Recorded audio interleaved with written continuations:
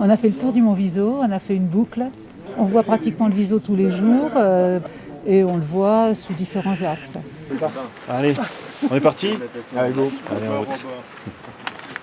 Après, c'est certain que quand tu fais du tour du Viso ou des itinéraires comme ça, où on sort des vallées, on se rapproche des sommets, on a des gens qui s'adaptent aussi, donc des personnes qui choisissent ces circuits parce que on se retrouve entre gens qui ont un peu la même façon de voir la montagne que nous, quoi. C'est se dire, j'ai fait le tour du Viso où on est dans des refuges, où on est systématiquement à plus de 2500 mètres d'altitude, où forcément on se rapproche peut-être plus des bouquetins, on se rapproche plus des chamois. Ça peut être très fatigant, mais on n'est jamais déçu du voyage. Parce que quand on arrive au sommet, des fois, c'est à couper le souffle, hein. C'est juste splendide.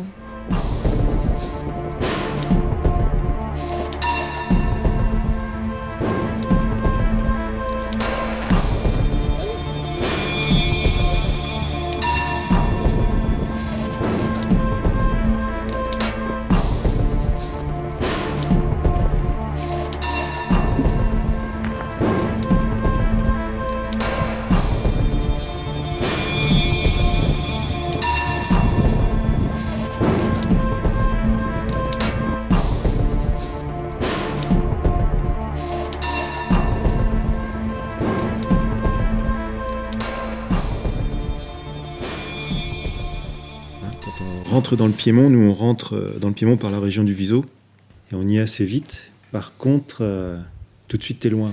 Donc il y a des ambiances encore bien authentiques. Tu sens des gens qui vivent en montagne mais qui ne vivent pas de l'économie touristique. Du coup, tu vois vraiment des choses que tu ne vois pas ailleurs. Il y a vraiment une très grosse différence et on la sent de vallée à chaque fois qu'on franchit un col, qu'on passe d'une vallée à une autre.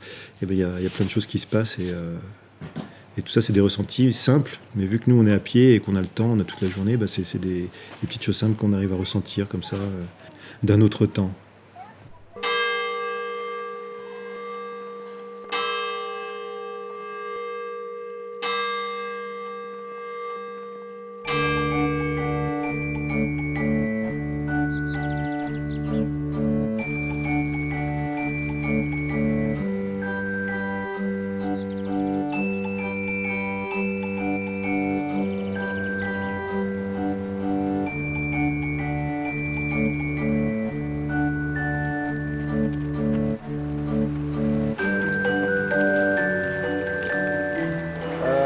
Ça c'est au Pillou, massif des Bancs.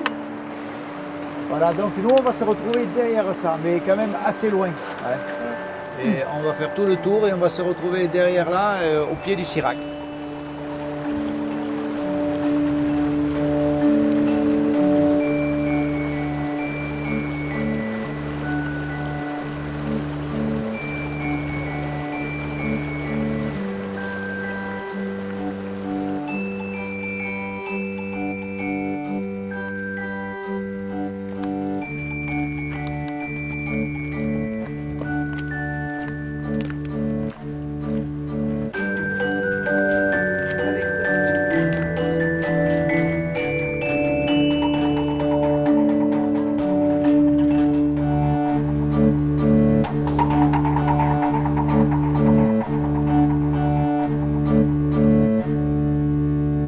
Alors nous, on a la chance d'avoir quand même une équipe de base qui travaille à Vie Sauvage depuis plus de 10 ans, quoi, hein, que ce soit Alain, Jérémy, Patrick, François.